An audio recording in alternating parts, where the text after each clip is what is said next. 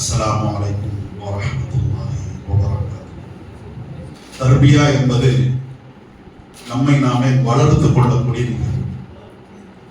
நம்முடைய சிந்தனையை, நம்முடைய உளவியலை சீர்படுத்த வேண்டும், செம்மைப்படுத்த வேண்டும் என்பதுதான் இந்த நிகழ்வுடைய நோக்கம். அப்படிப்பட்ட அருமையான ஒரு நிகழ்விலே தான் நாம் அனைவரும் கலந்து கொண்டிருக்கிறோம் என்பதை உங்களுடைய மேலான கவனத்திற்கு கொண்டு வந்தவனாக தலைப்பிற்குள்ளே செல்கிறேன். எனக்கு இங்கே வழங்கப்பட்டிருக்கின்ற தலைப்பு அமல்களை பாதுகாப்போம்.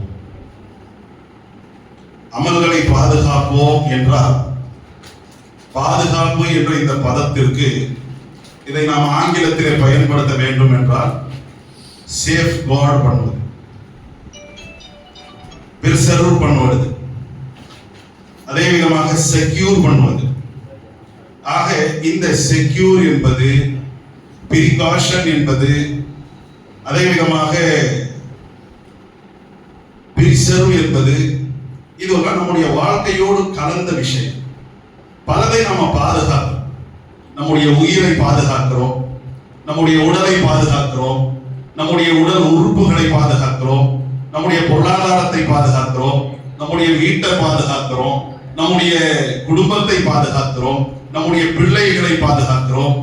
அப்படிங்கிற இந்த பாதுகாப்பு, இந்த பேணுதல் என்பது நம்முடைய வாழ்க்கையோடு பின்னி பிணைந்ததாக இருக்கிறது. எல்லாவற்றையும் வரும் முன் காப்போம். வந்த பிறகு தவிப்பதை விட வருவதற்கு முன்னாலேயே அனைத்தையும் பாதுகாப்பது, பேணுவது என்பது நம்முடைய வாழ்க்கையோடு ஒன்றிணைந்ததாக இருக்கிறது. அப்படிப்பட்ட பாதுகாப்பு இல்லைன்னா இந்த உலக வாழ்க்கையில பல சிரமங்களை சந்திக்க வேண்டியதாக இருக்கும். இந்த உலக வாழ்க்கையில பல பிரச்சனைகளை எதிர்கொள்ள வேண்டியதாக இருக்கும். அப்படிப்பட்ட அந்த பிரச்சனைகளை விட்டு, துன்பங்களை விட்டு, சோதனைகளை விட்டு நம்மை நாமே காத்துக் கொள்வதற்காக பாதுகாப்பு என்பது நம்முடைய வாழ்க்கையில இன்றியமையாத ஒரு நிகழ்வாக இருக்கிறது. எல்லாத்தையும் பாதுகாக்கிறோம். அமல்களை பாதுகாக்கிறோமா? எல்லாத்தையும் ஏன் பாதுகாக்கிறோம்? பாதுகாக்காவிட்டால் இந்த உலகத்துல நமக்கு பிரச்சனை வரும் அப்படிங்கிறதுக்காக. அப்படி அமல்களை நாம பாதுகாக்காவிட்டால் மறுமையில் பிரச்சனை வருமே. அமல்களை நாம் பாதுகாக்காவிட்டால், அமல்கள் என்றால் நல்ல செயல்கள், குட் டீட்ஸ், அப்படிப்பட்ட அந்த அமல்களை நாம் பாதுகாக்காவிட்டால் பிரச்சனை வந்துருமே. ஏன் நபிகள் நாயகம் ஸல்லல்லாஹு அலைஹி வஸல்லம் அவர்கள் குறிப்பிடுகிறார்கள், யத்புல் ஜனாயிஸு ஸலாத்துன், மூன்று விஷயங்கள் ஒரு ஜனாசாவை பின்தொடர்கிறது. நம்ம எல்லோரும் இன்றைக்கு வாழ்ந்து கொண்டிருக்கிறோம், இன்றைக்கு உயிரோடு இருக்கிறோம். ஒரு கட்டம் வரும், மற்றவங்களை நம்ம ஜனாசாவா பார்த்த மாதிரி நம்மள மற்றவர்கள் ஜனாசாவா பார்க்க போறாங்க. இது உண்மைதானே? இது எந்த முஸ்லிம்களாக நாம மட்டும் அல்ல, முஸ்லிம் அல்லாதவர்களும் இந்த மரணத்தை நம்பக்கூடியவர்களாக இருக்கிறார்கள், இதை ஏற்கக்கூடியவர்களாக இருக்கிறார்கள். என்ன நிலையில இருந்தாலும், அவன் ஏழையா, பணக்காரனா, ஆரோக்கியமா, நோயாளியா, யாராக இருந்தாலும் அனைவருக்கும் மரணம் என்பது உறுதியானதாக இருக்கிறது. குல்லு நஃப்ஸின் ذائقத்துல் மௌத், குர்ஆன் சொல்கிறது அல்லவா, ஒவ்வொரு உயிரும் மரணத்தை சுவைக்கக்கூடியதாக இருக்கிறது. லிகுல்லி உம்மத்தின் அஜல், ஒவ்வொருவருக்கும் ஒரு தவணையை அவன் நிர்ணயித்திருக்கிறான். அந்த தவணை வருகின்ற சமயத்துல ஒரு நொடி பொழுது முந்தவும் செய்யாது, பிந்தவும் செய்யாது. அல்லாஹ் விதித்த அந்த விதி என்பது முந்தக்கூடியதாக இருக்கிறது. நஹ்னு கத்தர்னா பைனக்குமுல் மௌத், உங்கள் மீது நாம் மரணத்தை விதியாக்கி இருக்கிறோம். வமா நஹ்னு பிமஸ்பூகீன், இந்த விஷயத்துல உங்கள்கிட்ட நாம தோத்து போக மாட்டோம், நீங்கள் நம்மை பின்தங்க செய்ய வைக்க முடியாது என்று அல்லாஹ் உறுதிபட சொல்கிறார். அப்ப நமக்கு முந்தையும் கோடான கோடி மக்கள் இந்த உலகத்தில் வாழ்ந்து இருக்கிறார்கள், மாண்டு விட்டார்கள். நாமும் வாழுகிறோம், நமக்கு பிறகும் சந்ததிகள் வருவார்கள். எல்லோருக்கும் மரணம் என்பது உறுதியானதாக இருக்கிறது. இது உலகமே ஏற்றுக்கொண்ட நிதர்சனம். அப்படிப்பட்ட அந்த மரணம், நாம் மரணம் அடைந்த உடனே எந்த மனிதனாக இருக்கட்டும், முஸ்லிமா இருக்கட்டும், முஸ்லிம் அல்லாதவனாக இருக்கட்டும், அவனை மூன்று விஷயங்கள் பின்தொடர்கிறது. நிறைய பயான்கள்ல நாம் கேள்விப்பட்டிருப்போம், இதை படித்திருப்போம், சமூக வலைதளங்கள்ல வாசித்திருப்போம். அந்த மூணு விஷயம் எது? அஹ்லுஹு வ மாலுஹு வ அமலுஹு. அல்லாஹ்வுடைய தூதர் ஸல்லல்லாஹு அலைஹி வஸல்லம் அவர்கள் குறிப்பிடுகிறார்கள், ஒரு ஜனாசாவை மூணு விஷயம் பின்தொடர்கிறது, கூடவே இருக்கிறது. எப்போ யார் யார் இருக்கிறார்கள்? குடும்பத்தார் இருக்கிறார்கள், அவன் சம்பாதித்த பொருளாதாரம் அவனோடவே இருக்கிறது, அவனுடைய அமலும் செயல்களும் இருக்கிறது. அதற்கு அடுத்து எப்பொழுது அவர் புதைக்கப்படுகிறாரோ, புதைக்கப்படக்கூடிய ஒரு நிலைமை எல்லோருக்கும் இருக்கிறது. எந்த உடலை நம்ம வளர்க்கிறோமோ பாதுகாக்கிறோமோ ஒரு கட்டம் இது மண்ணு தின்னும். உக்கி மக்கி போனவர்களாக இல்லாதவர்களாக, எனக்கு முந்தி பேசிய சகோதரர் சொன்னார்கள் அல்லவா, மரியம் அலைஹிஸ்ஸலாம் அவர்கள் சொன்னார்கள், குந்து நசியம் மன்சியா, நான் மறக்கடிக்கப்பட்டவராக இருந்துவிடக் கூடாதா என்று அவர்கள் ஆசைப்பட்டார்கள். அல்லாஹ் ரப்பல் ஆலமீன் அவரை கொண்டு அற்புதத்தை கொண்டு வர வேண்டும் என்பது அல்லாஹ்வுடைய விதி. அல்லாஹ்வுடைய விதி தான் முந்தும். அப்ப அந்த அடிப்படையில உக்கி மக்கி போகக்கூடிய ஒரு நிலை இருக்கிறது. உக்கி மக்கி போனாலும் 3ல 2 மைனஸ் ஆகிவிடும், 1 மட்டும் பிளஸ்ஸா கூடவே இருக்கும்.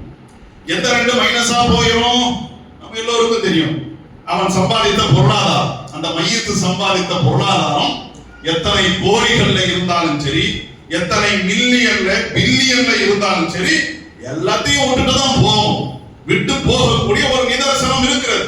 பொருளாதாரம் கழிஞ்சிடும், குடும்பமும் கழிந்துடும். என்னதான் நேசித்த மனைவியாக இருந்தாலும், பிள்ளைகளாக இருந்தாலும், பெற்றோர்களாக இருந்தாலும், சகோதர சகோதரிகளாக இருந்தாலும், சொந்த பந்தமாக இருந்தாலும், ஃப்ரெண்ட்ஸ்களாக இருந்தாலும், மௌத்தா போயிட்டாங்க அவ்வளவுதான். மௌத்தாவுக்கு மையத்துன்னு பேரு. அதுக்கடுத்து போயிட்டாராங்க, எப்ப எடுக்க போறீங்க, எப்ப ஜனாசா, ஜனாசா முடிச்ச உடனே கொண்டு போய் அடக்கம் செய்யறது. அப்ப அடக்கம் செய்யப்பட்ட பிறகும் கூட 3ல 2 மைனஸா போய் 1 கூடவே தொடர்கிறது. அது எது? அமலுஹு, அவன் செய்த அமல், அவன் செய்த காரியம் அதோடு முற்று பெறக்கூடியது இல்லை. அவன் விட்டுட்டு போக முடியாது, கூடவே தான் இருக்கும் என்று அல்லாஹ்வுடைய தூதர் ஸல்லல்லாஹு அலைஹி வஸல்லம் அவர்கள் நம்மை நோக்கி இந்த உண்மையை சொல்கிறார்கள் என்றால் அந்த அமல்களை பேண வேண்டுமா இல்லையா? அந்த அமல்களை பாதுகாக்க வேண்டுமா இல்லையா? இதெல்லாம் கவனிக்க வேண்டும். ஒரு மனிதன் அவன் முஃமினா இருக்கட்டும் காஃபிராக இருக்கட்டும், மரணம் என்பது அவன் மீது விதியாக்கப்படுகிறது என்றால் வானவர்கள் வருகிறார்கள். மூமினுடைய மௌத்தை கைப்பற்றுவதற்குரிய வானவர்கள், காஃபிருடைய மௌத்தை கைப்பற்றுவதற்குரிய வானவர்கள் அல்லாஹ்வின் புறத்தில் இருந்து நியமிக்கப்பட்டு வருகிறார்கள். யார் மௌத்தா போறானோ அவனுடைய கண்ணுக்கு எட்டிய தூரமான அந்த பகுதியில் வந்து அமர்கிறார்கள். அதற்கு அடுத்து எப்போ டைம் வருகிறதோ மலக்குல் மௌத் வந்து அந்த உயிரை கைப்பற்றின உடனே அவர்கள் அதை வாங்கி கொடுக்கிறார்கள். அந்த அவர்கள் வாங்கிக் கொள்ளக்கூடியது அது உயர்ந்த கஃபனாக இருக்கும் என்றெல்லாம் ஹதீஸ்கள்ல இடம்பெற்று இருக்கிறது. அப்ப அந்த அடிப்படையில அவர் மௌத்தா போன பிறகு, அவருக்கு ஜனாசா தொழுகை தொழ வைக்கப்பட்ட பிறகு, கொண்டு போய் அடக்கம் செஞ்ச உடனேயே 2 மலக்குமார்கள் வருகிறார்கள். வந்து கேள்வி கேட்கிறார்கள், மர்ரப்புக, உன்னுடைய இறைவன் யார்? மூமினாக இருந்தால் ரப்பி அல்லாஹ், என்னுடைய இறைவன் அல்லாஹ் தான் பதில் வரும். அதற்கடுத்து மா தீனுக, உன்னுடைய மார்க்கம் எது? மார்க்கம் இஸ்லாமாக இருக்கும் என்றால் தீனி அல் இஸ்லாம், என்னுடைய மார்க்கம் இஸ்லாம் என்று பதில் சொல்வார்கள். அதற்கடுத்து மா ஹாதர் ரஜுலுல் லதி புஇஸ ஃபீக்கும், உங்களிடத்தில் அனுப்பப்பட்ட இந்த மனிதர் யார்? இந்த மனிதரை பற்றி சொல்லுங்கள். அல்லாஹ்வுடைய தூதரை காட்டுவார்கள். அப்ப ஹாதா ரசூலுல்லாஹ், இவர் அல்லாஹ்வுடைய தூதர் என்று மூமின் பதில் சொல்வார். இந்த 3 கேள்விக்கும் சரியா பதில் வந்த உடனே சரியா பதில் சொல்லக்கூடியவர்களை பார்த்து 4வது கேள்வி கேட்கப்படும். மா இல்முக, எப்படி நீங்கள் இந்த பதிலை சொன்னீர்கள்? உன் இறைவன் யார் என்று கேட்ட உடனே என் இறைவன் அல்லாஹ் தான் என்று சொன்னீர்களே, உங்களுடைய மார்க்கம் எது என்று கேட்ட உடனே என் மார்க்கம் இஸ்லாம் தான் என்று பதிலளித்தீர்களே, இவர் யார் என்று கேட்ட உடனே, அல்லது உங்களுடைய நபி யார் என்று கேட்ட உடனே இவர் அல்லாஹ்வுடைய தூதர், இவர் முஹம்மது என்று பதில் சொன்னீர்களே ஸல்லல்லாஹு அலைஹி வஸல்லம், எப்படி? கேட்கும் போது கரஅத்து கிதாபல்லாஹ், அல்லாஹ்வுடைய வேதத்தை படித்தேன். அப்ப மார்க்கத்துல எதை படிக்கணும்ங்கிறது இங்க இருக்குது பாருங்க. மார்க்கத்துல கண்டதையும் கலியதையும் யார் யாரோ எழுதி வைத்தது படிப்பது அல்ல. கரஅத்து கிதாபல்லாஹ், அல்லாஹ்வுடைய வேதத்தை படித்தேன்.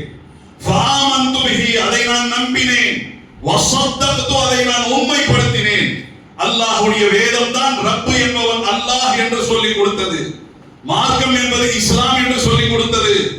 நபி என்பவர் முஹம்மது ஸல்லல்லாஹு அலைஹி வஸல்லம் என்று அல்லாஹ்வுடைய வேதம் எனக்கு சொல்லிக் கொடுத்தது. ஆக அல்லாஹ்வுடைய வேதத்தை படிக்க வேண்டும். அல்லாஹ்வுடைய வேதத்திற்குரிய விளக்கமாக இருக்கின்ற அல்லாஹ்வுடைய தூதருடைய போதனைகள் எது ஹிக்மத்தாக, எது அறிவுரையாக, எது ஹதீஸ்களாக நம்ம இடத்துல பாதுகாக்கப்பட்டிருக்கிறதோ அதை படிக்கக்கூடியவர்களாக இருக்க வேண்டும். தீனுடைய மார்க்கத்தினுடைய சோர்ஸ் என்பது அல்லாஹ், குர்ஆனும் ஹதீஸும். ஆக நான் அல்லாஹ்வுடைய வேதத்தை படித்தேன். அதன் அடிப்படையிலே சரியான பதில் சொன்னேன். சொன்ன உடனேயே அதற்கு அடுத்து அவருக்காக சொர்க்கத்தினுடைய வாசல் திறக்கப்படும். நம்ம படுவை அடக்கம் செஞ்சது புதுப்பட்டியினுடைய ஒரு கபிரஸ்தான்ல 2க்கு 6 அடியில குழிய வெட்டி கொண்டு போய் அடக்கம் செஞ்சோம். அல்லாஹ் அதை அப்படியே எப்படி மாத்திரம் பாருங்க, சொர்க்கத்தினுடைய வாசல் அவருக்காக திறக்கப்படுகிறது, சொர்க்கத்தினுடைய ஆடை அவருக்காக அணிவிக்கப்படுகிறது, சொர்க்கத்தினுடைய நறுமணத்தை அனுபவிக்கக்கூடியவர்களாக அவர்கள் மாற்றப்படுகிறார்கள். கபர் என்பது அவர் பார்க்கக்கூடிய தூரம் அளவுக்கு விசாலமாக்கப்படும், ஒளிமயமானதாக ஆக்கப்படும், பசுமையானதாக ஆக்கப்படும். எல்லா நிகழ்வுகளும் நடக்கிறது. அப்ப இவ்வளவு நான் சொன்னேன், அது அல்ல மேட்டு. இதெல்லாம் நடந்த பிறகு அல்லாஹ் ஒரு மனிதரை காட்டுவார். அந்த மனிதர் ஹதீஸ்ல இடம்பெறுகிறது ஹஸ்னுல் வஜ், ரொம்ப அழகிய முகத்திற்கு சொந்தக்காரராக அவர் இருப்பார். அழகிய முகத்திற்கு சொந்தக்காரராக அவர் இருப்பார். ஹஸ்னு சியாப், அவருடைய ஆடை என்பது அவ்வளவு அழகானதாக இருக்கும், அலங்காரம் மிக்கதாக இருக்கும். அவர் நறுமணம் கமழக்கூடியவராக இருப்பார். அப்படி துர்நாத்தம் அடித்துக் கொண்டிருக்காது. சில பேர் நம்ம பார்த்தோம்னா பக்கத்துல தொழுகைக்கு நின்னாலோ அல்லது பக்கத்துல பஸ்ல உட்கார்ந்தாலோ நாரி போயிடும்ப்பா, என்னடா இன்னைக்கு இப்படி ஒரு துன்பத்துல நம்ம சிக்கிட்டோமே, மாட்டிக்கிட்டோமே. அப்படியான எதுவும் இருக்காது. முகமும் அழகா இருக்கிறது, ஆடையும் அலங்காரமானதாக இருக்கிறது, நறுமணம் கமழக்கூடியவர்களாக இவர்கள் இருக்கிறார்கள். வந்துட்டு சொல்வாங்களா, அபஷிர் பில்லதி யசுருக, அல்லாஹ் எந்த மகிழ்வை உங்களுக்கு கொடுக்க வேண்டும் என்று நாடுகிறானோ அதை பற்றிய சுப செய்தியை பெற்றுக் கொள்ளுங்கள். அல்லதி குந்த தூஅது, இதைதான் நீங்கள் வாக்களிக்கப்பட்டவர்களாக இருந்தீர்கள். அல்லாஹ் தன்னுடைய வாக்குறுதியின் அடிப்படையில மிகப்பெரிய மகிழ்ச்சியை அல்லாஹ் உங்களுக்கு தருகிறான். அதை பற்றியான சுப செய்தியை நீங்கள் பெற்றுக் கொள்ளுங்கள். இத்தனையும் கேட்ட அந்த மையத் யார் அடக்கம் செஞ்சோமோ, யார் மறுமையிலே கேட்கப்படுகின்ற முன்கர் நக்கீருடைய அந்த மலக்குமார்களுடைய கேள்விக்கு பதில் அளித்து விட்டார்களோ, அல்லாஹ்வுடைய வேதத்தை படித்தேன் என்று பறைசாற்றினார்களோ, அவர்கள் கேட்பார்களாம், மன்னந்த, யாருங்க நீங்க? அழகான முகமா இருக்கிறீங்க, அலங்காரமான ஆடையாக இருக்கிறீர்கள், நறுமணம் கமழ்கிறீர்கள், யார் நீங்க? கேட்ட உடனேயே அவர் பதில் அளிப்பார், ஆனா அமலுக, நான் தான்ப்பா நீ செஞ்ச நல்ல அமலு. அப்ப நாம செய்யற நல்ல அமல், நாம எந்த குட் டீட்ஸ் நாம செய்யறோமோ அந்த காரியம் எங்க வரைக்கும் வருது பாருங்க, கபர்ல வருகிறது. ஆனா அமலுக சாலே, நீ செஞ்ச நல்ல அமல் நான் தான் என்று அந்த அமலுக்கே அல்லாஹ் அழகிய வடிவத்தை கொடுத்து நமக்கு முன்னால கொண்டு வந்து சமர்ப்பிக்கின்றார். இது மூமினுக்கு ஏற்படக்கூடியது. காஃபிருக்கு அவனுடைய உயிர் கைப்பற்றப்படுவதே பெரிய தண்டனை, பெரிய வேதனை. முகத்துல ஓங்கி அடிச்சு, முதுகுகள்ல ஓங்கி அடிச்சுதான் கைப்பற்றுவார்கள் உயிரை. எப்படி கைப்பற்றுவார்கள்? அப்படியே இந்த ஃப்ளீஸ் இருக்கு இல்லையா, அதாவது கம்பளி, அதாவது ஆடை உடுத்துவோமே, நல்ல திக்னஸா இருக்கும்ல ஆடை, அந்த கம்பளி ஆடை, அந்த கம்பளி ஆடை ஈரமானதா இருக்கு. ஒண்ணுமில்ல, நம்ம உட்கார்ந்து இருக்கிறோம்ல கீழே கார்பெட், இந்த கார்பெட்டே வச்சுக்கங்க, இந்த கார்பெட்டுக்கு நல்ல ஈரமா போச்சு. ஈரமா போனா சும்மா சாதாரண காஞ்ச நிலையிலேயே வெயிட்டா இருக்கும். ஈரமாய் போச்சுன்னு வைங்களேன், நனைஞ்சு போச்சுன்னா எவ்வளவு வெயிட்டா இருக்கும். அப்படி நனைஞ்சு போனதுல ஒரு முடி போய் சிக்கி கொள்கிறது உள்ள. அது அந்த ஆடை தயாரிக்கும் போது உள்ள ஒரு முடி சிக்கிருச்சு, துணி ஈரமா போச்சு. அதில் இருந்து அந்த முடியை எடுக்க முடியுமா? சாம்பார்ல முடி எடுத்துடலாம், ரசத்துல முடி எடுத்துடலாம், சோத்துல எடுத்துடலாம். இப்படி நனைஞ்சு போன கம்பளியில் இருந்து முடி உடையாம எடுக்க முடியுமா? உடைஞ்சிரும் இழுக்க இழுக்க. அந்த மாதிரிதான் அவன் உடைஞ்சு போவான். காஃபிர், கெட்டவன், அவனுடைய உயிர் கைப்பற்றப்படுகின்ற அந்த சமயத்தில் அதற்கடுத்து அவன் கொண்டு போய் புதைக்கப்படுவான். கேட்பார்கள், உன்னுடைய இறைவன் யார்? தெரியாத எதுவோ அவனுடைய மார்க்கம். இஸ்லாத்தின் படி அவன் நடக்கல, இஸ்லாத்தை பார்க்கல, இஸ்லாத்தை படிக்கல, கண்டதையும் பார்த்தான், கடியத்தின் அடிப்படையில நடந்தான், நடந்த காரணத்தினால் தோத்து போயிட்டான். உன் மார்க்கம் எது? தெரியலையே. ஏன் தெரிய வேண்டிய காலகட்டத்தில் கோட்டை விட்டானே, தெரிய வேண்டிய காலகட்டத்தில் உயிரை பாதுகாத்த மாதிரி, குடும்பத்தை பாதுகாத்த மாதிரி, பொருளாதாரத்தை பாதுகாத்த மாதிரி, இளைஞன் தன்னுடைய மூஞ்சிய பாதுகாத்த மாதிரி, தன்னுடைய ஹேர் ஸ்டைல பாதுகாத்த மாதிரி பாதுகாக்கலையே. பாதுகாக்காம கோட்டை விட்ட காரணத்தினால ரப்பு யாருன்னு தெரியல, மார்க்கம் எது என்று தெரியவில்லை, உன்னுடைய தூதர் யார் என்று கேட்ட உடனே இவன் பார்த்ததெல்லாம் இந்த தலையை பார்த்தான், தளபதியை பார்த்தான், தலையை விட்டான், சிந்தனையை விட்டான். விட்டவனுக்கு அங்க உடனே என்ன ஆகும்? அவனுடைய கபர் என்பது இருள் நிறைந்ததாக மாற்றப்படும். ஏற்கனவே கொண்டு போய் புதைச்ச உடனே இருட்டுதான், அதெல்லாம் உண்மையான இருட்டு இல்லை, இன்னும் இருள் நிறைந்ததாக மாற்றப்படும். கபர் அப்படியே நெருக்கடிக்கு நெருக்கம். அவனை எந்த அளவுக்கு நபிகள் நாயகம் ஸல்லல்லாஹு அலைஹி வஸல்லம் அவர்கள் அப்படி நெருங்கின உடனே விலா எலும்புகள் ஒன்னோட ஒண்ணு போய் சேர்ந்துரும். ரெண்டு கையை இப்படி ஒன்னோட ஒண்ணு பிணைத்து காட்டுகிறார்கள். அப்ப இப்படி எல்லாம் ஆகுற அந்த சமயத்துல ஒரு ஒரு அலங்கோலமான தோற்றத்துல, இப்போ ஒரு பராரி மாதிரி அலங்கோலமான தோற்றத்துல, அழகெல்லாம் போனவனாக, அலங்காரமே இல்லாதவனாக, அப்படியே துர்நாற்றம் மிக்கவனாக ஒரு மனிதன் வருவான். வந்த உடனே நாசமா போடும், உனக்கு நாசம் உண்டாகட்டும். யாருப்பா நீ? அந்த நீ செஞ்ச கெட்ட அமலு ஒண்ணு ரெண்டா நீ செஞ்ச, ஒன்னையும் மிச்சம் வைக்காம எல்லாம் கேடுகட்ட காரியத்தை நீ செஞ்சு தொலைச்சிய. ஆக அல்லாஹ் ரப்பல் ஆலமீன் அந்த ஒரு கெட்ட காரியங்களுக்கெல்லாம் வடிவத்தை கொடுத்து நாசத்தை ஏற்படுத்தக்கூடிய செய்தியோட அந்த அமல் வரும் என்றால் எப்படிப்பட்ட அமலா நம்முடைய அமல் இருக்கும்? தீர்மானம். அமல்களை பாதுகாப்போம் என்றால் எப்படி பாதுகாக்கணும்? ஃபர்ஸ்ட் ஒரு மூமினுக்கு வந்தாரு அழகிய முகத்தோடு, அலங்காரமான ஆடையோடு, நறுமணத்தோடு, அப்படி நம்முடைய அமல்கள் இருக்க வேண்டுமா? அல்லது இப்படி நாத்தம் முடிந்ததாக இருக்க வேண்டுமா? சுதந்திரத்தை அல்லாஹ் கொடுத்துட்டாங்க. இந்த உலகத்துல வாழ்க்கையையும் கொடுத்தான். இந்தியா நாடு நமக்கு என்ன சுதந்திரம் கொடுக்கும்? அதை விட அல்லாஹ் சுதந்திரத்தை கொடுத்துட்டான். குலில் ஹக்கு மின் ரப்பிக்கும், உடைய இறைவன் புறத்தில் இருந்து உள்ள சத்தியம் இதுதான். ஃபமன் ஷா ஃபல்யுமின் வமன் ஷா ஃபல்யக்ஃபுர். விரும்பியவர் இதை ஏற்கட்டும், விரும்பியவர் இதை நிராகரிக்கட்டும்.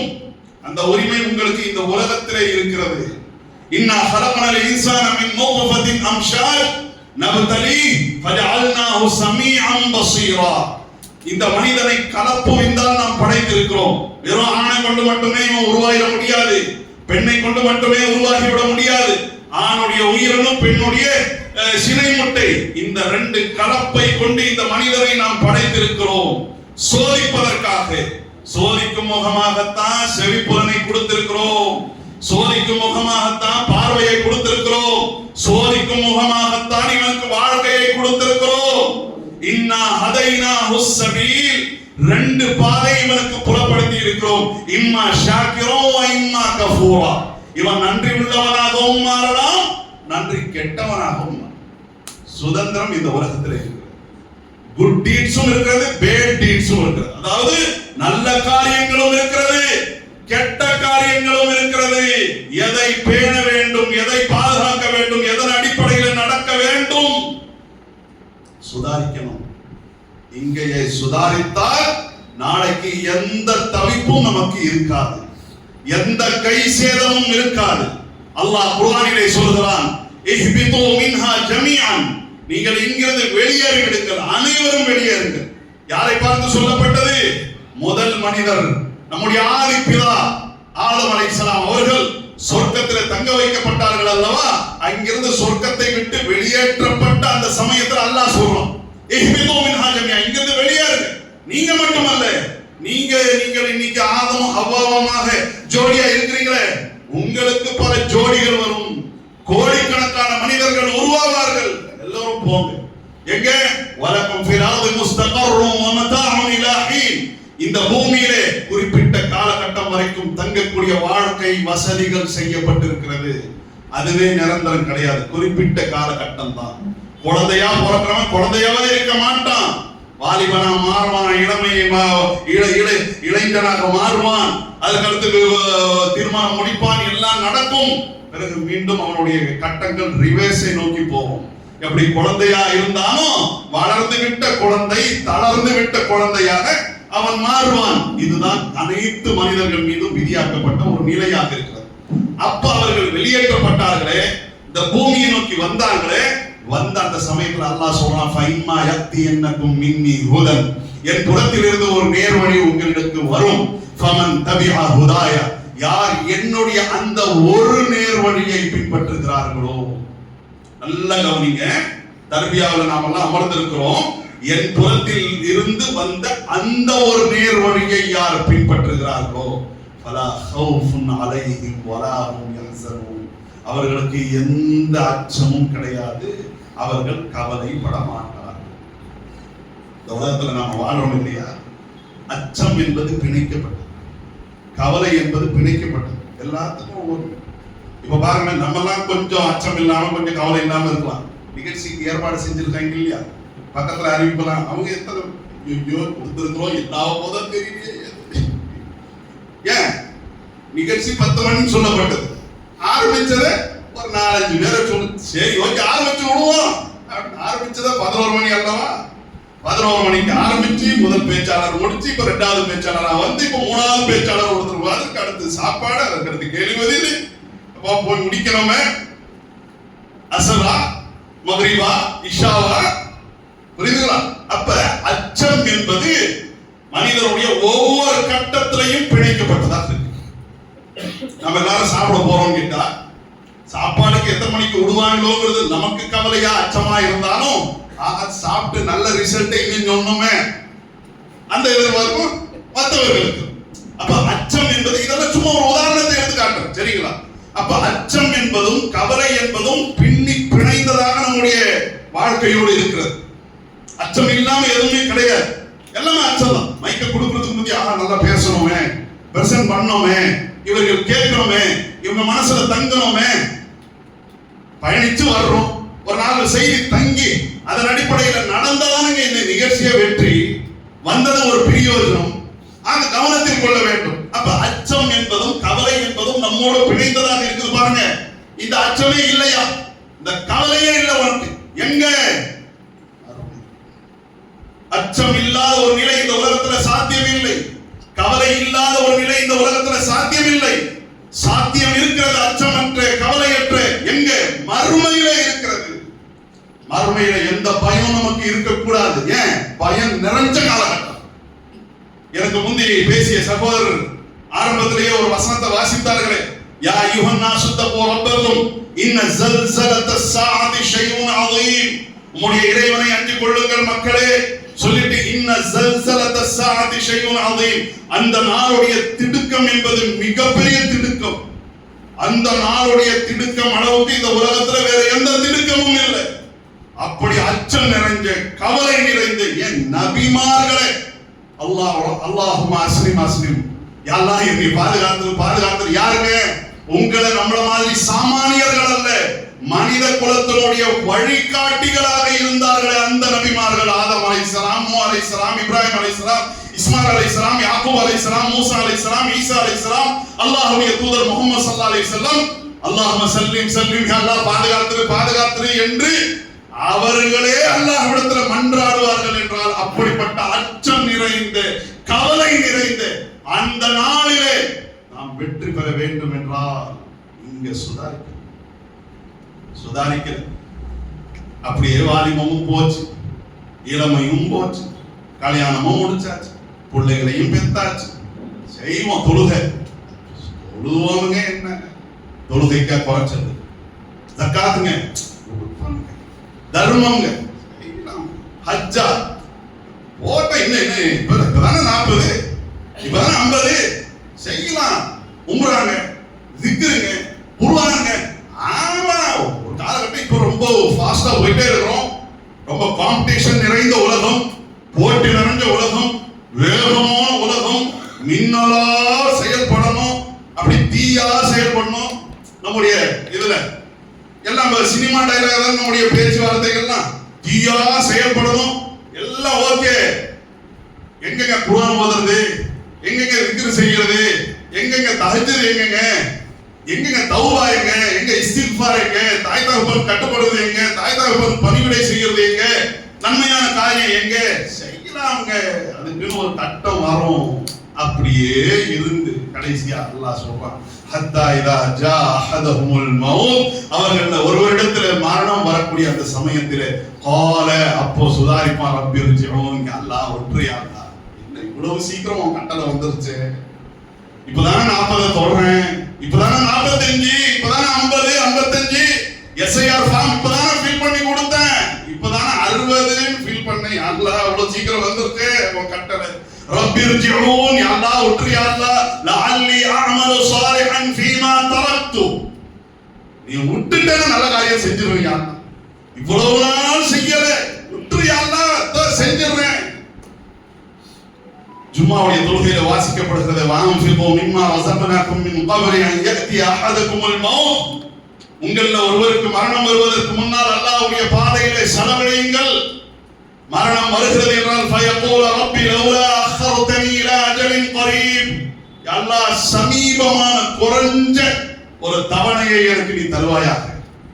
பெருசா கொடுத்த 40 50 60 சுதாரிக்கலை, அல்லாஹ் கொஞ்சம் கொடு, ஒரு 60 நிமிஷம் கொடு, ஒரு 60 மணி நேரம் கொடு, ஏதோ ஒரு அவர்களுக்கு தோன்றக்கூடிய அடிப்படையில கேட்பார்கள். கேட்கக்கூடிய அந்த சமயத்துல அப்படியாடா அப்போ எடுத்துக்க, எப்படி நம்முடைய பிள்ளைங்க ஏதாவது கேட்ட உடனே எடுத்துக்கப்பா எடுத்துக்கம்மா சொல்றோமோ அந்த மாதிரி அல்லாஹ்வால் சொல்லப்படுமா? குர்ஆன் பதிவு செய்கிறது, நான் தர்மம் செய்து விடுகிறேன், வஅகும் மினஸ் சாலிஹீன், நல்லவர்கள்ல நான் மாறி விடுகிறேன். எந்த நல்லதை எல்லாம் நான் செய்ய தவறிவிட்டேனோ அந்த நல்லதை எல்லாம் நான் செஞ்சிடுறேன் யா அல்லாஹ். எப்ப மரணம் வரக்கூடிய அந்த சமயத்திலே அவர் சொல்வார், ஆஸ்பத்திரியில சொல்வார், வீட்டிலே சொல்வார், எங்க மரணம் சங்கமிக்கிறதோ அது எங்கேயாகவும் இருக்கலாம், வீட்லயும் இருக்கலாம், ரூம்லயும் இருக்கலாம், குடும்பத்தோடு இருக்கும் போதும் இருக்கலாம், அலுவலகத்துல இருக்கும் போது இருக்கலாம், சாலையில பயணித்துக் கொண்டு போய் இருக்கக்கூடிய சமயத்திலையும் இருக்கலாம். இருக்கக்கூடிய அந்த சமயத்திலே அல்லாஹ்விடத்துல மன்றாடுவார்கள், யாரா தர்மம் செஞ்சிடுறேன், நல்லவர்கள இருந்து விடுகின்றேன். அல்லாஹ் சொல்றான், வலை யுஅখিরুல்லாஹு நஃப்ஸன் இதா ஜாஅ அஜலுஹா, எந்த உயிராக இருக்கட்டும் அதற்குரிய தவணை வந்து விட்டதோ அவருக்கு அவகாசம் கொடுக்கப்படாது. அதல்ல அதுக்கு அர்த்தம். லை யுஅখিরা என்றால் அரபி அறிந்தவர்கள்ட்ட நீங்க கேட்டு பாருங்க, தாக்கீதோடு அல்லாஹ் சொல்றான். தாக்கீது என்றால் உறுதியோடு அல்லாஹ் சொல்றான், கொடுக்கப்படவே மாட்டார், சான்ஸ் கிடையாது. சான்ஸ் இருக்கிற சமயத்தை பயன்படுத்து. வஜா ரப்புக வல் மலக்கு ஸஃபன் ஸஃபா, உம்முடைய இறைவன் வருவான், வானவர்கள் அனைவரும் அணிவகுத்து நிற்பார்கள். வஜீஅ யௌமைதின் பிஜஹன்னம், அன்றைய தினத்திலே எந்த நரகத்தை பற்றி இந்த உலகத்திலே நாம் எச்சரிக்கப்பட்டோமோ அந்த நரகம் கண்ணுக்கு முன்னால் கொண்டு வந்து நிறுத்தப்படும். எந்த நரகத்தை பற்றி நபிகள் நாயகம் ஸல்லல்லாஹு அலைஹி வஸல்லம் அவர்கள் நமக்கு எச்சரித்தார்களோ, இத்தகுன் நார வலவ் பிஷித்தி தம்ரா, நரகத்தை விட்டு உங்களை நீங்களே காத்துக் கொள்ளுங்கள். நாளை மறுமையிலே நரகத்தை பார்ப்பீர்கள், முன்னாலே நரகம், வலதுபுறம் இடதுபுறம் முக்கடல் சங்கமிக்கிறது. அங்கே குமரி முனையில போய் நின்றுகிட்டு பாருங்க, இங்கேயும் கடல், முன்னாலேயும் கடல், இந்த பக்கமும் கடல், அப்படியே 3 திசையும் கடலால் சூழப்பட்டவர்களாக நாம எப்படி இருக்கிறோமோ நாளை மறுமையிலே மனிதர்கள் அந்த நரகத்தை கண்ணுக்கு கண்ணாக பார்ப்பார்கள். லதரா உன்னல் ஜஹீம், அந்த நரகத்தை நீங்கள் பார்ப்பீர்கள். சும்மா லதரா உன்னஹா ஐனல் யகீன், உறுதியா நீங்க பார்ப்பீங்க. கற்பனை கிடையாது, பொய் கிடையாது, இதுல எந்த டவுட்டும் கிடையாது. அந்த நரகத்தை நீங்கள் பார்ப்பீர்கள். அப்படிப்பட்ட அந்த நரகத்தை விட்டு உங்களை இந்த உலகத்திலேயே காத்துக் கொள்ளுங்கள். உலகத்துல காக்கல, சுதாரிக்கல, நாளைக்கு தவிப்பு தான், அச்சம் தான், கவலை தான், துன்பம் தான், சோதனை தான், நோவினை தான். என்ன சொன்னார்கள்? இதான் கவனிக்கணும். உங்களுக்கு ஒரு பேரிச்ச பழத்தினுடைய துண்டை தான் கொடுக்கக்கூடிய அளவுக்கு வசதி நான் கொடுத்துருக்கேன். ஒன்னே ஒண்ணுதான் இருக்குது, இதை சாப்பிட்டதாங்க நான் உயிர் வாழ முடியும் பேசிட்டு இருக்காதீங்க. பேரிச்ச பழம் கொஞ்சம் துண்டை பிச்சு கொடுத்தா அது நரகத்தை விட்டு காத்துக்கொள்ளும். அந்த அளவுக்கு உங்கள்கிட்ட வசதி இல்லையா? நல்ல தூய வார்த்தைகளை பேசியாவது நரகத்தை விட்டு காத்துக்கொள்ளும். அது அப்படிப்பட்ட அந்த நரகம் நமக்கு முன்னால் கொழுந்து விட்டு எரிந்து கொண்டிருக்கும். அல்லாஹ் சொல்றான், வஜீஅ யௌமைதின் பிஜஹன்னம், அன்றைய தினத்திலே நரகம் கண்ணுக்கு முன்னால் கொண்டு வந்து நிறுத்தப்படும். யௌமைதி யதரக்கருல் இன்சான், மனிதன் அப்பதான் நினைச்சு பார்ப்பான். புதுப்பட்டியில இருந்தோமே, இங்கிருந்து ஃளைட் ஏறி கல்ஃபுக்கு போனோமே, அங்க ஒரு நீண்ட வாழ்க்கை வாழ்ந்தோமே, பாலைவனத்துல இருந்தோமே, எல்லா விதமான வாய்ப்புகளையும் வசதிகளையும் பார்த்தோமே, எல்லாத்தையும் அனுபவிச்சோம். நல்ல காரியத்தை செய்யலையே, தொழலையே, என் ஈமானை சீர்படுத்தலையே, தஹஜ்ஜுத் அப்படிங்கிறது ஒண்ணு இருக்குதுங்கிறதே நான் மறந்துட்டேனே, சுப்ஹானல்லாஹ் ஓதலையே, அல்ஹம்துலில்லாஹ் ஓதலையே, அல்லாஹ் அக்பர் ஓதலையே, தொழுத கோழி கொத்துற மாதிரி கொத்திட்டு ஓடியாந்துட்டேனே. ஒரு ஜும்மா என்றாலும் கூட அந்த ஜும்மாவுக்கு என்னுடைய வருகை என்பது ஆக கடைசியானதாக இருந்தது. நோன்பு வைக்கலையே, அந்த நோம்புல இஹ்லாஸ் இல்லையே, எல்லாத்தையும் திக்ர் செய்யலையே, குர்ஆன் ஓதலையே, தாய் தகப்பனுக்கு பரிவிடை செய்யலையே, பொண்டாட்டி பிள்ளைகளை கவனிக்கவில்லையே என்று அவன் செஞ்ச அந்த எல்லாத்தையும் அவன் நினைச்சு பார்ப்பான். அல்லாஹ் சொல்றான், அறிவாளியே, அன்னைக்கு நாளை மறுமையில சுதாரிச்சு என்ன பிரயோஜனம்? நாளைக்கு போய் சுதாரிச்சு என்ன பிரயோஜனம்? இங்கேயே சுதாரியுங்கள்.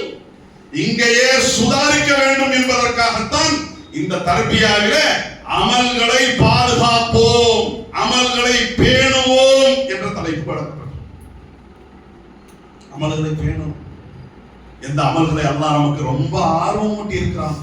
வான்ஃபிகு ஃபீ சபீலில்லாஹ், அல்லாஹ்வுடைய பாதையிலே செலவழியுங்கள். வலா துல்கு பிஐதிக்கும் இலா தஹ்லுகா, உங்களுடைய கரங்களை நாசத்தில் போட்டு விடாதீர்கள். உங்களுடைய கரங்களை கொண்டு நாசத்தை நீங்க சம்பாதிக்காதீர்கள். நம்முடைய கரமாக இருக்கட்டும், கரம் உள்ள உடலாக இருக்கட்டும், அனைத்தை கொண்டு நல்லதை செய்ய வேண்டும். அல்லாஹ் ரப்பல் ஆலமீன் நமக்கு 4 விதமான இபாதத்களை சொல்லியிருக்கிறார். நம்முடைய உடலை கொண்டு செய்யக்கூடிய இபாதத், நம்முடைய உடல் உறுப்புகளை கொண்டு செய்யக்கூடிய இபாதத், நம்முடைய பொருளாதாரத்தை கொண்டு செய்யக்கூடிய இபாதத், நம்முடைய சிந்தனையை கொண்டு செய்யக்கூடிய இபாதத் என்று அல்லாஹ் நம்முடைய நாவை கொண்டு செய்யக்கூடிய இபாதத், நம்முடைய உடலை கொண்டு தொழுகைக்கு நிற்கிறோம், ருக்கு பண்றோம், சஜ்தாவுக்கு போறோம், மீண்டும் அத்தஹியாத்துல உட்கார்றோம். இதெல்லாம் நம்முடைய உடலை கொண்டு, உடல் உறுப்புகளை கொண்டு செய்யக்கூடியது. நம்முடைய நாவை கொண்டு அல்லாஹ்விடத்துல துவா செய்கிறோம், குர்ஆன் ஓதுகிறோம், தொழுகையில் நின்று அல்லாஹும்ம பாஇத் பைனி வ பைன ஹதாயாய என்ற துவாவையோ, வஜ்ஜஹ்து வஜ்ஹிய லில்லதி என்ற துவாவையோ, அதற்கு அடுத்து அல்ஹம்துலில்லாஹி ரப்பில் ஆலமீன் அர் ரஹ்மான் ரஹீம் நாம ஓதுற அல்ஹம் சூராவோ, குல் ஹுவல்லாஹு அஹதோ, எல்லாமே மகத்தாய். உண்மையிலே சொல்றேன், இது இந்த தலைப்பு கொடுத்த பிறகு தலைப்புக்காக என்ன மேட்டர்னு நம்ம எடுத்து பார்ப்போம். இந்த 1 மணி நேரம் கொடுத்தாங்க பாருங்க, அதெல்லாம் தேவைப்படும். நாள் கணக்கில் பேசிக்கிட்டு அவ்வளோ விஷயங்கள் தடுக்கி விழுந்தால் நன்மைன்ற அளவுக்கு அவ்வளோ இருக்குது. ஒண்ணு கிடையாது. ஒருவர் ஒது செய்கிறார், அந்த ஒதுவை வீட்டில் செய்கிறார், வீட்டில் செய்துவிட்டு தொழுகை என்ற எண்ணத்தோடு பள்ளிவாசலுக்கு வருவார் என்றால் அவர் எடுத்து வைக்கக்கூடிய ஒவ்வொரு எட்டுக்கு மறுமையில் அவருடைய ஒரு அந்தஸ்து உயர்த்தப்படும், அவருடைய ஒரு பாவம் மன்னிக்கப்படுகிறது. எப்போ பள்ளிவாசலுக்குள்ள வந்தாரோ அவர் தொழுகைக்காக வந்திருக்கக்கூடிய அந்த நிலை இருக்கும் என்று சொன்னால் வீண் பேச்சில் ஈடுபடக்கூடாது. வந்த தொழுகை எதிர்பார்க்கிறார், அவர் தொழுகையிலேயே இருப்பதாக கணக்கில் கொள்ளப்படும். அதற்கு அடுத்து வானவர்கள் அவருக்காக துவா செய்வார்கள். நம்முடைய பெற்றோர்களுடைய துவாவை விட, நம்முடைய பிள்ளைகளுடைய துவாவை விட, நம்முடைய உற்றார் உறவினர்களுடைய துவாவை விட, நம்முடைய நண்பர்களுடைய துவாவை விட எந்த துவா மேலானது? மலக்குமார்களுடைய துவா, வானவர்களுடைய துவா. என்ன துவா? அல்லாஹும்ம அஃபிர் லஹு, யா அல்லாஹ் இவரை மன்னிப்பாயாக, வர்ஹம்ஹு இவர் மீது அருள் புரிவாயாக, வஅஃபு அன்ஹு இவருடைய பிழைகளை இவரை விட்டு தூரமாக்குவாயாக, இவருடைய பிழைகளை இவர் விஷயத்தில் அலட்சியப்படுத்துவாயாக, இவருடைய அந்தஸ்துகளை உயர்த்துவாயாக. நம்ம அந்தஸ்தெல்லாம் உயரணும். சும்மா ஒரு காரியம் பள்ளிவாசல செய்யற போதும் வீட்டுல செஞ்சிட்டோம், தொழுகைக்காக வந்தா எடுத்து வைக்கிற ஒவ்வொரு எட்டுக்கும் ஒரு அந்தஸ்து உயர்கிறது, ஒரு பாவம் மன்னிக்கப்படுகிறது. பள்ளிவாசலுக்குள்ள வந்த உடனே தொழுகையில இருப்பதாக கணக்கில் கொள்ளப்படுகிறது. சும்மா ஒரே ஒரு நன்மைக்குங்க. யார் ஒருவர் அழகிய முறையில ஒது செய்கிறார், ஒது செய்துவிட்டு அஷ்ஹது அல்லா இலாஹ இல்லல்லாஹு வ அன்ன முஹம்மதன் அப்துஹு வ ரசூலுஹு ஓதிட்டாரோ சொர்க்கத்தினுடைய 8 வாசல்கள்ல எந்த வாசல் வழியாகவும் அவர் நுழையலாம்.